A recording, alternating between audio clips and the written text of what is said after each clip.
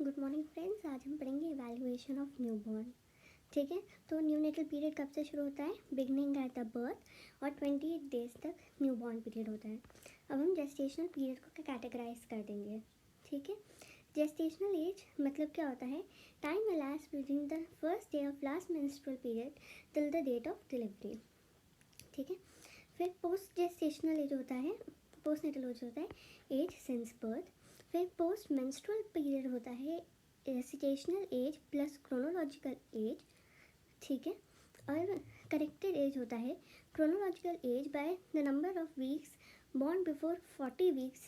This term should be used. Neonate और newborn हमने देख लिया। अर्ली न्यूनेटल पीरियड हमने देख लिया first 7 days of life. Late neonatal period हमने देख लिया 7 to 28 days of life. Newly in born कौन होता है? First minute to first few hours.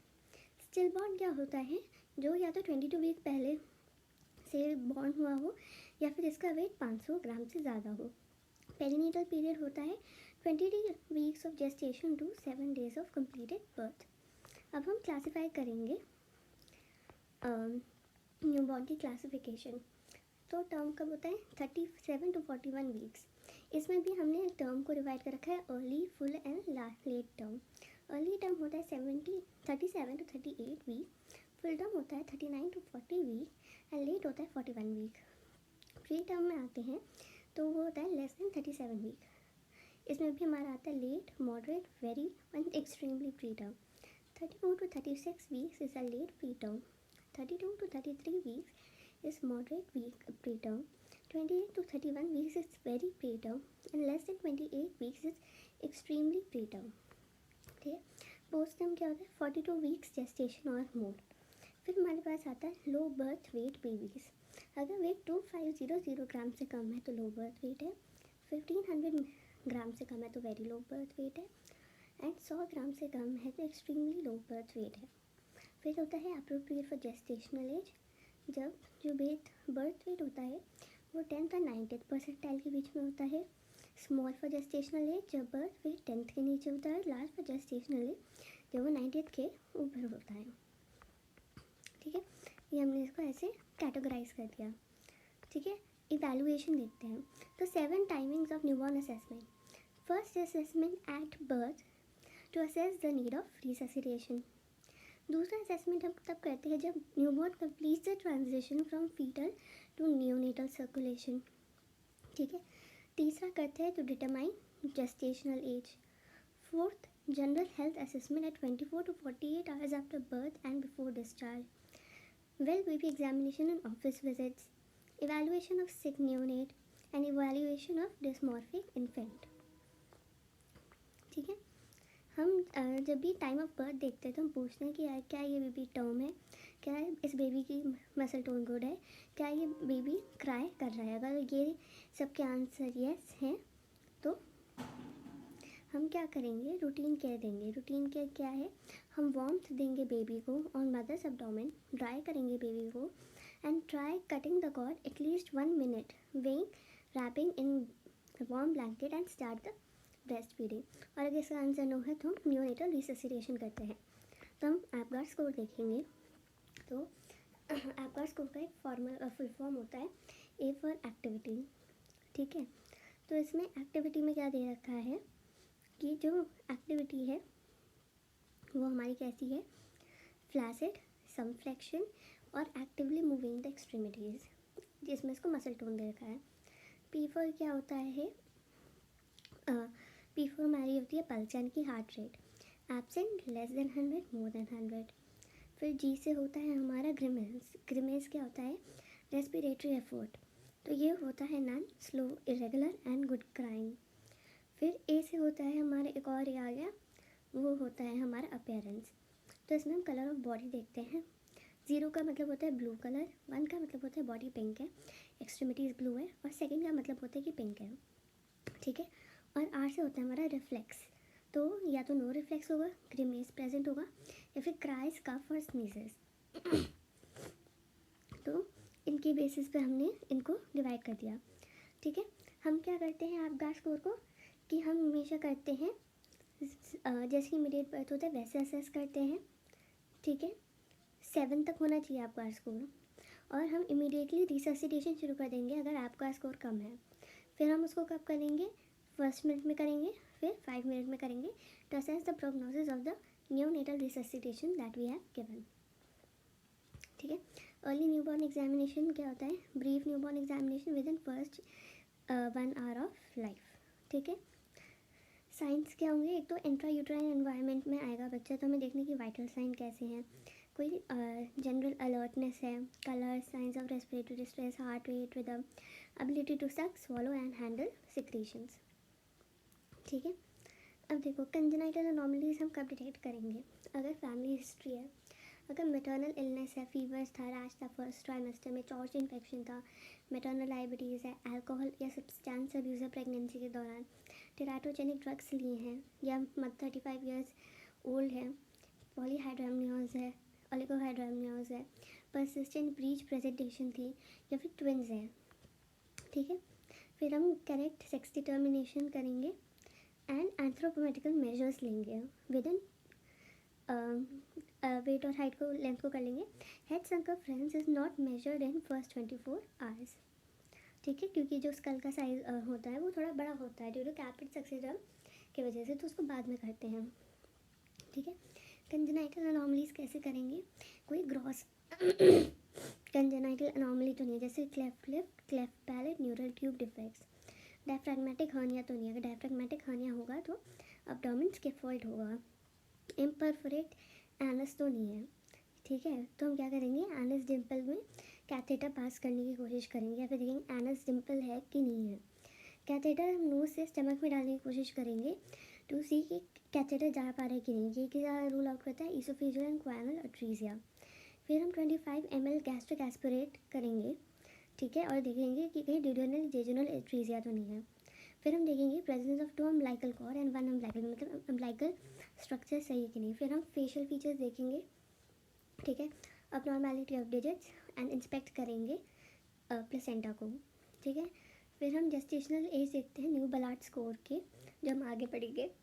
General health देखते हैं, तो हम ये देखते हैं वाइटल स्टेबिलिटी कैसी है, टेम्परेचर स्टेबिलिटी कैसी है, कार्डियोपल्मोनरी साइंस में heart rate, respiratory rate, perfusion में capillary refill time, murmur, bilateral femoral pulse, ability and success of breastfeeding, weight loss since birth, duration of breastfeeding, effective sucking, proper attachment and positioning, urine output कैसा है। ठीक है। फिर normal colour to rule of cyanosis, pallor, plethora and jaundice. Hip stability देखेंगे। ठीक है। Anterior fontanelle normal behavioural stages देखेंगे। फिर हम आते हैं डेंजर साइंस। क्या क्या होता है danger science, respiratory distress, apnoea, lethargy, poor feeding या सकिंग, इक्टरस स्टिल सोल्स, मतलब हमारे पाम्स और सोल्स इन्वॉल्व हो, सीजर्स हो, एक्सेसिव वेट लॉस हो, रिपीटेड वॉमिटिंग्स हो, डायरिया या ब्लीडिंग हो from any side. History taking से शुरू करते हैं। तो हिस्ट्री टेकिंग की कॉम्पोनेंट्स क्या है, maternal paternal family history, history of antenatal events, detail of birth, history of immediate postnatal event, history of feeding, activity, weight gain and any specific complaints. ठीक है। फिर हम देते हैं रेलेवेंट ऑब्स्टेट्रिक हिस्ट्री। तो फर्स्ट ट्राइमेस्टर में हम पूछते हैं fever, skin with rash, skin rash, lymphadenopathy या फिर एक्सपोजर टू एनी ड्रग और रेडिएशन था कि नहीं। सेकेंड टू थर्ड ट्राइमेस्टर में हम देखते हैं एंटीनेटल केयर ली थी कि नहीं ली थी, आयरन फॉलिक एसिड लिया था कि नहीं लिया था, टेटनस टॉक्सोइड का डोज लिए थे, PIH तो नहीं था, जेस्टेशनल डायबिटीज़ तो नहीं था, anaemia, infection, antepartum haemorrhage, leaking per vaginum, multiple pregnancy, foetal distress, bradycardia, tachycardia, cervical incompetence, trauma, polyhydramnios, oligohydramnios, leucocytosis, glucocorticoids, administration in preterm delivery before 34 weeks. फिर हम देखेंगे क्या, रिपोर्ट्स देखेंगे, physical and laboratory examination of mother, findings देंगे obstetric assessment की during pregnancy, BP, blood sugar, complete blood count, blood grouping, HbS, AG gene तो नहीं है, टॉर्च स्क्रीन, VDRL, एलाइजा। ठीक है। फिर हम क्या असेस करेंगे, fetal growth and condition. Fetal testing में हम अल्ट्रासाउंड एग्जामिनेशन करते हैं, फीटल मॉनिटरिंग करते हैं, एंटिटी टाइटर करते हैं, amniocentesis, biophysical profile and Doppler velocity, genetic testing करते हैं। ठीक है। फिर details of treatment receive and assessment of gestational age for LMP, obstetric examination and antenatal ultrasound. तो हम ये सारी चीज़ें निकालते हैं। ठीक है। न्यूनेट में हम क्या हिस्ट्री लेंगे, टाइम सिंस डिलीवरी कितना हो गया है, वो बर्थ वेट कितना था, जेस्टेशनल एज कितनी थी, और कोई अबनॉर्मैलिटी तो नहीं थी। ठीक है, जब न्यूबॉर्न पैदा हुआ उसको ऑब्जर्वेशन में शिफ्ट किया तो उसको विटामिन तो उसको निकू लेकर गए थे कि नहीं लेकर गए थे, उसको आयरन विटामिन के लगा था कि नहीं लगा था। ठीक है, ब्रेस्ट फीडिंग में था कि पहली ब्रेस्ट फीडिंग कब शुरू की, कोलेस्ट्रॉल दिया गया था नहीं दिया था, how many times mother is feeding now including night feeds, urine meconium pass किया नहीं किया, any clinical problems like hypothermia, respiratory distress, lethargy, refusal to feed, persistent vomiting, diarrhea, abdominal distension, bleeding from any side, jaundice और abdominal movements तो नहीं है। तो हमने ये सब पूछ लिया। फिजिकल एग्जामिनेशन में आते हैं तो बिफोर टचिंग हम कोशिश करेंगे कि पहले देखें स्पॉन्टेनियस मूवमेंट क्या है, आई ओपनिंग नहीं है कि नहीं है, रेस्पिरेटरी रेट कितनी है, feel the anterior fontanelle and sutures, auscultate the heart, touch for cold stress, palpate the abdomen for liver, spleen and any mass, undress the baby and do head to toe examination for congenital abnormality and general physical examination। ठीक है, systemic examination करेंगे, respiratory cardiac examination करेंगे, genitals check करेंगे, anus check करेंगे, femoral pulses check करेंगे, back और spine check करेंगे, neurological assessment करेंगे, morose reflex, hip assessment for DDH मतलब न्यू बलाड स्कोरिंग करेंगे जेस्टेशन के लिए, और एंथ्रोपोमेट्री करेंगे। ठीक है, फिर हम आते हैं डेंजर साइंस, हम ऑलरेडी पढ़ चुके हैं। नॉर्मल वाइटल्स देखते हैं तो टेम्परेचर कितना होता है 36.5 to 37.5 डिग्री सेल्सियस रेक्टली या एक्सलरी, हार्ट रेट होती है 120 to 160।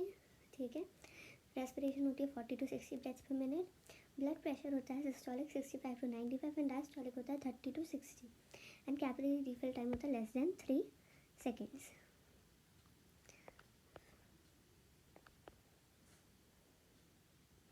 फिर ये टेम्परेचर कट ऑफ है, नॉर्मल एक्सिलेट टेम्परेचर कितना होता है 36.5 to 37.5, कोल्ड स्ट्रेस होता है 36 तक, मॉडरेट हाइपोथर्मिया होता है 32 तक, और 32 से होता है लेस देन 32 सीवियर हाइपोथर्मिया होता है।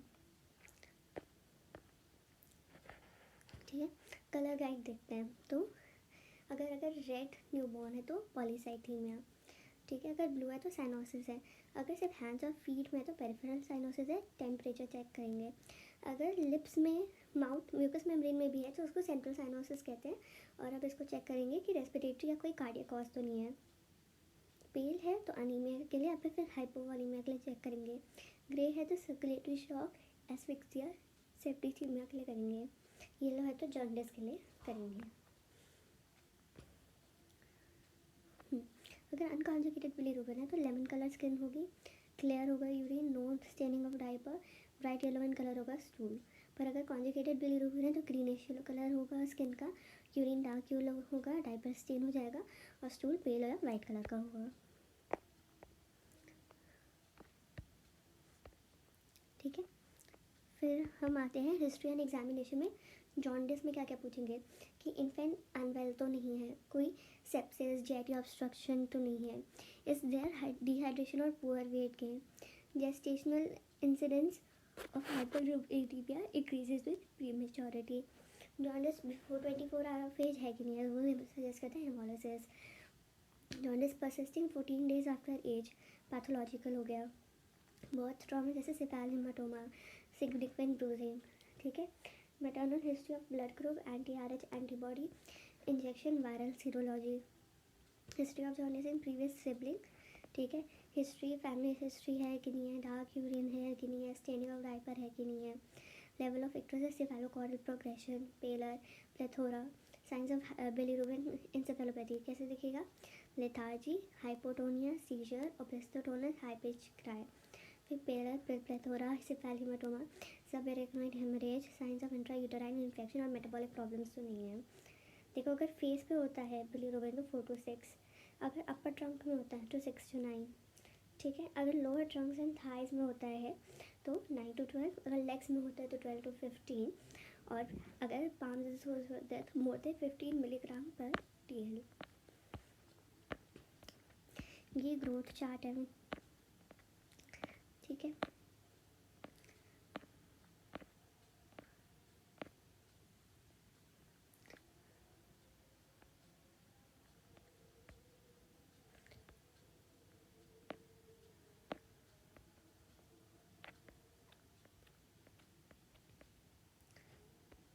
जो हम रिफ्लेक्सेस में आता है, एक होता है रूटिंग रिफ्लेक्स। इसमें क्या होता है कि जब भी हम टच करते हैं नियोनेट के चीक को या फिर कॉर्नर ऑफ माउथ को, तो जो बेबी अपना हेड उस तरफ टर्न कर देता है and searches for the nipple. Suckling reflex होता है stimulation of upper and lower lip produces movement of the lip and tongue in the direction of stimulus. ठीक है, तो वो सक करेगा। अगर कोई भी फिंगर उसे माउथ में इंट्रोड्यूस करोगे और हमें देखना है कि स्ट्रेंथ और रिदम कैसी है सकलिंग की। अगर रिफ्लेक्स स्ट्रॉन्ग है, well signalised with swallowing at 34 weeks. Grasp reflex, वो आपका हाथ पकड़ेगा अगर आप इंडेक्स फिंगर उसके पाम में डालोगे। ठीक है, फिर हम प्लांटर रिफ्लेक्स भी देख सकते हैं। प्लांटर रिफ्लेक्स, फिर हम देखते हैं मोरोस रिफ्लेक्स। मोरोस रिफ्लेक्स में क्या होता है, थोड़ा सा इन्फेंट को लिफ्ट करके उसको ऊपर उठाते हैं, 1 सेंटीमीटर ड्रॉप करते हैं ऑन मैट्रेस। तो पहले अपने हाथ एक्सटेंड करेगा, फिर फ्लेक्स करेगा और फिर रोने लग जाएगा। ठीक है, सो ये ऐसे हो गया। अगर ऐसा नहीं करता है बच्चा तो उसको क्या है, सेरेब्रल डैमेज है, तब वो एग्जैजरेटेड या एब्सेंट रिस्पॉन्स दिखाएगा। Asymmetric response paralysis, spastic hemiplegia, fracture of humerus and clavicle में दिखाएगा। एंड दिस फीचर, दिस जो हमारा रिफ्लेक्स है कब ख़त्म हो जाता है, 24 वीक्स। आप इसमें देख सकते हैं कि बच्चा पहले एक्सटेंड भी कर रहा है अपने हाथ और अपटक्ट भी कर रहा है अपने हाथ। फिर ग्लैबुलर टैप क्या है, अगर ग्लैबुला पे टैप करेंगे फिंगर से तो नियोनेट ब्लिंक करेगा। क्रॉस एक्सटेंशन, आप फिंगर को फुट को स्ट्रोक करेंगे तो हेल्थ एक्सटेंड हो जाएगा। ठीक है, तो एक्सटेंडेड लेग कैसा हो जाएगा, flexion, adducted and extension of the opposite leg. Tonic neck reflex में क्या है, अगर turn the supine infant head suddenly to one side, तो उसका लेग और आर्म सेम साइड में एक्सटेंड होगा और अपोजिट फ्लेक्स हो जाएगा। The reflex disappears by 12 weeks. Persistent by more than 6 week indicates tonic reflex posture abnormality, यानी कि स्पास्टिक सेरेब्रल पैरालिसिस। ठीक है, फिर हम टोन एंड पोस्चरिंग पे आते हैं। General rounds, head to toe examination. Head to toe examination में क्या चेंगे, skin, face, head, skull defects, eyes, ears, nose, mouth, lower face, neck, chest, umbilical cord, anus, genitalia, back and extremities। ठीक है, फिर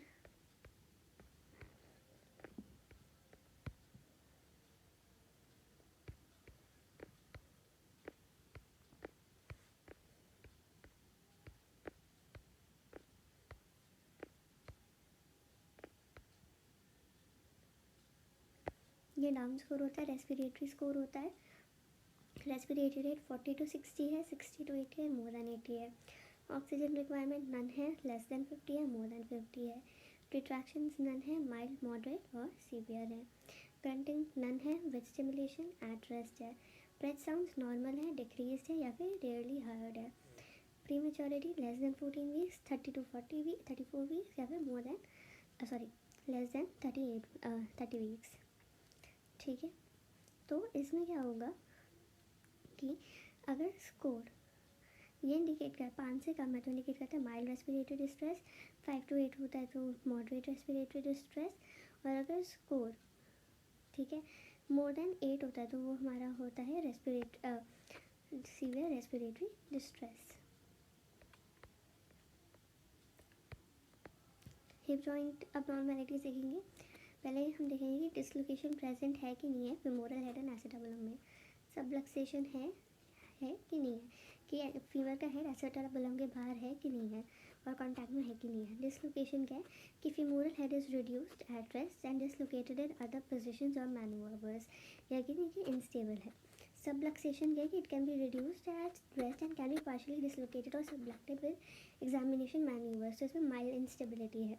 reducible क्या है कि at rest reduced है, femoral head can be position into acetabulum with manipulation. ठीक है, dysplasia कि हिप जॉइंट में कोई अबनॉर्मैलिटी है, it is generally shallowness of the acetabulum. फिर हम आते हैं न्यूरोलॉजिकल एग्जामिनेशन, तो हम क्या देखेंगे, consciousness, alertness, crying, habituation, motor function including tone, neonatal reflexes, cranial nerves, hearing and vision देखेंगे। तो ये होता है हमारा practice case for state of consciousness. State 1 क्या है, deep quiet sleep, eyes close, regular movement, respiration and no movement. State 2 क्या होती है, लाइट या rapid eye movement, eye sleep, eye close with irregular respiration, no gross movement. 3 क्या है, awake, drowsy, eyes open and no gross movement. Stage 4 क्या है, alert है, eye open है, क्रॉस मूवमेंट पर रो नहीं रहा है। और स्टेज 5 है कि आइज ओपन या क्लोज है और वो रो रहा है। ठीक है,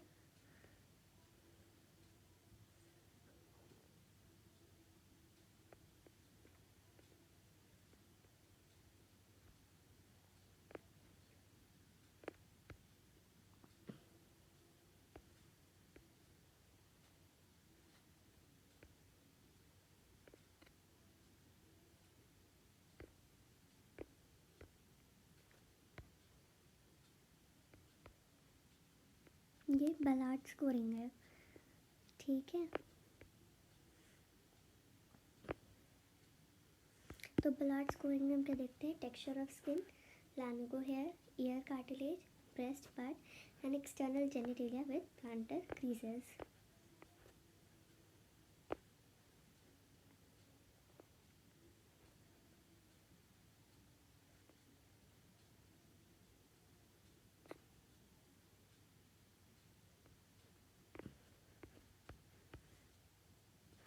ये चेकलिस्ट है कि हम कैसे न्यूबॉर्न का असेसमेंट करते हैं। ठीक है, तो स्किन, हेड, फेस, नेक में कोई स्वेलिंग तो नहीं है, chest, heart, abdomen, back, upper limb, lower limb, higher mental function, motor response, cranial nerves, neonatal reflex तो प्रेजेंट है कि नहीं है। ठीक है, अब देखो, अब हम न्यू बलार्ड स्कोर को डिटेल में पढ़ते हैं। ठीक है, तो जो मेचोरेशन के साथ क्या होता है, फीटल स्किन थिकन और ड्राई हो जाती है एंड ग्रेजुअल लॉस हो जाता है प्रोटेक्टिव कोटिंग दैट इज वेर्निक्स गैसियोसा। तो स्किन जो पोस्ट टर्म फीटस होगी रिंकल्ड होगी, क्रैक्ड और पीलिंग लेदरी होगी, पार्च लाइक अपीयरेंस होगी। ठीक है, फिर जो स्किन है ट्रांसपेरेंट और स्टिकी होगी बिफोर डेवलपमेंट ऑफ एपिडर्मिस। तो हम क्या देखते हैं, स्किन देखते हैं term, pre term and post term की। तो ये term, this is shiny, so this is preterm and this is wrinkled, so this is postterm. Lanugo hairs क्या होता है, एक्सट्रीम कवरिंग होता है। तो लैनुगो हेयर ज़्यादा होंगे प्रीटर्म में और कम होंगे टर्म बेबी में। ईयर रिकॉयल, ठीक है, ईयर रिकॉयल क्या होगा, फोल्ड होगा और ईजिली रिलीज हो जाएगा टर्म न्यूनेट में जैसे इसमें है, और प्रीटर्म न्यूनेट में वो अपनी जगह रहेगा क्योंकि अभी भी पन्ना सॉफ्ट है। ब्रेस्ट पार्ट की बात करते हैं, तो ब्रेस्ट पार्ट क्या होंगे, ठीक है, टर्म में कैसे होंगे, मेजर्ड बिटवीन 0.5 to 1 इतने बड़े होंगे। ठीक है, और प्री टर्म में कितने होंगे, 0.5। ठीक है, तो आप देख सकते हैं कि टर्म में और प्री टर्म में कि उनकी पोजीशन थोड़ी लैटरली और वो छोटे हैं प्री टर्म में। जेनिटेलिया की बात करें तो जो प्री टर्म है उसमें कम रिगोसिटीज़ होंगी और क्या होगा, जो टेस्टिस होंगे वो पैल्पेबल नहीं होंगे स्क्रोटम में। ठीक है, और जो प्री टर्म बेबी उसमें लेबिया माइनोरा मेजोरा दोनों विजिबल होंगी, और प्री टर्म में टर्म फीमेल में labia majora will cover labia minora. ठीक है, फिर सोल क्रीजेस की बात करते हैं, तो प्री टर्म में इतने ज़्यादा डिटेक्टेबल क्रीजेस नहीं होती और नहीं है, और टर्म में मल्टीपल सोल क्रीजेस प्रेजेंट होते हैं।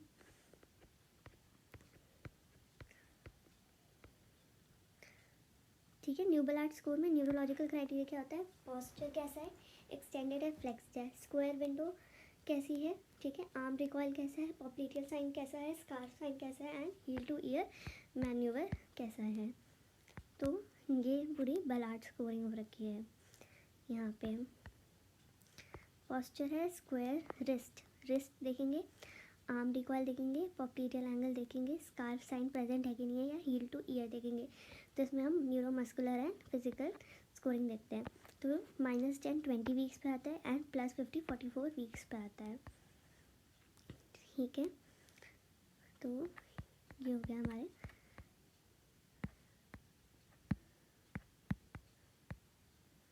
फिर हम गलैंड रिफ्लेक्स क्या होता है, अगर हम इन्फेंट को सपोर्ट करेंगे, supported prone by examiner hand and tickle करेंगे या of the lateral spine, the buttocks will swing to the side of stimulation, तो दिस इज गलैंड रिफ्लेक्स। ठीक है, holding the infant in same position and running the fingers on the base of the spine towards the spine causes spinal extension and the child may also pass urine if the bladder is full। तो ये होता है हमारा गलैंड reflex. फिर Babinski sign जो होता है वो पॉजिटिव होता है क्योंकि इनमें अपर मोटर न्यूरॉन माइलिनेटेड नहीं होते हैं, ठीक है। फिर हमारे पास आता है placing reflex. When stimulated the dorsum of foot at the under surface of table, the infant lifts the stimulated foot and places it on the surface. This is placing reaction. तो इसमें क्या है कि when examiner allows plantar surface on the of the other foot on the top of table, infant makes crude sequential walking movement. This is stepping reflex. पहले placing होगा, अगर उसको stimulate किया सर्फेस पर, उस पर पैर रखेगा और फिर दूसरा पैर रखेंगे तो चलेगा, तो stepping reflex.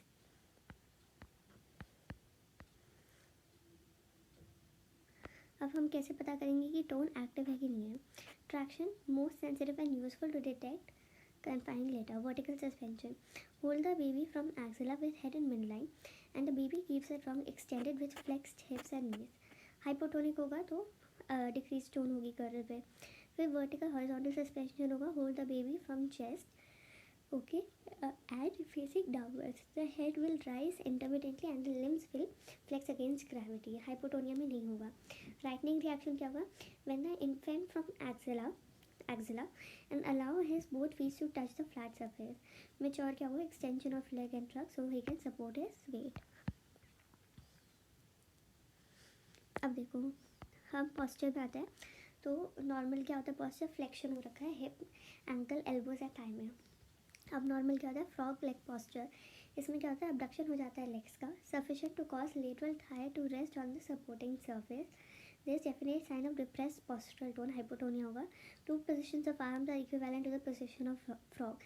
Flexion at the elbow with dorsum of hand against the supporting surface and upward facing of palm beside the head and flaccid extension both indicate depressed postural tone, ठीक है। फिर हाइपरटोनिया में हम क्या देख सकता है कि वो अपनी मुट्ठी खोली ना, तो उसको कहते हैं फिस्टिंग, ठीक है। ये भी प्रिकर्सर होता है स्पास्टिसिटी का। दूसरा होता है सिजरिंग, जब दोनों लेग्स क्रॉस करते हैं ईच अदर को, या फिर जब आर्चिंग ऑफ बैक होती है तो उसको कहते हैं एपिस्थोटोनस। तो किस में होता है? हाइपोक्सिक, इस्चेमिक एन्सेफेलोपैथी एंड कर्नेक्टरस में एंड टेटनस में।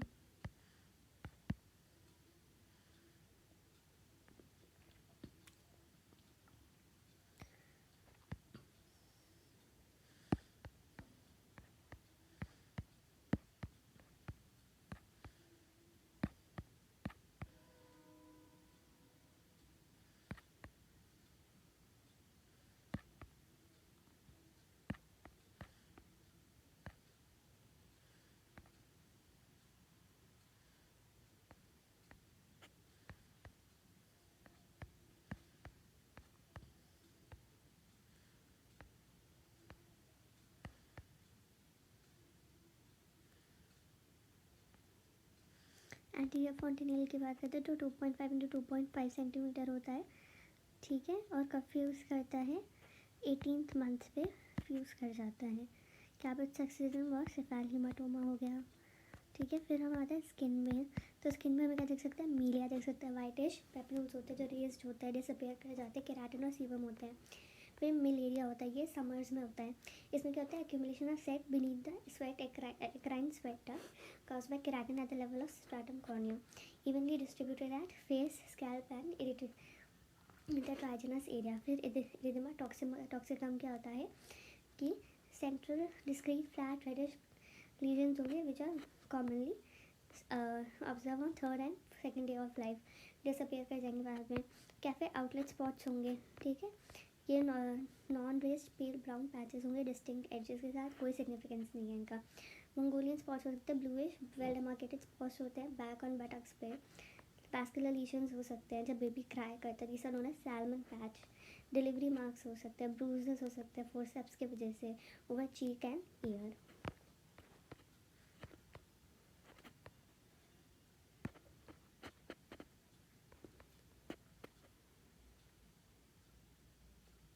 पॉन्ड्रल रिफ्लेक्स इंडेक्स देखते हैं। पॉन्ड्रल इंडेक्स क्या होता है कि हम क्या करेंगे? Weight in grams divided by length in centimetres का क्यूब इंटू 100। अगर पॉन्ड्रल इंडेक्स लेस देन 2 है तो asymmetrical small for gestation age infant है, अगर मोर है तो symmetrical small for age gestation neonate है।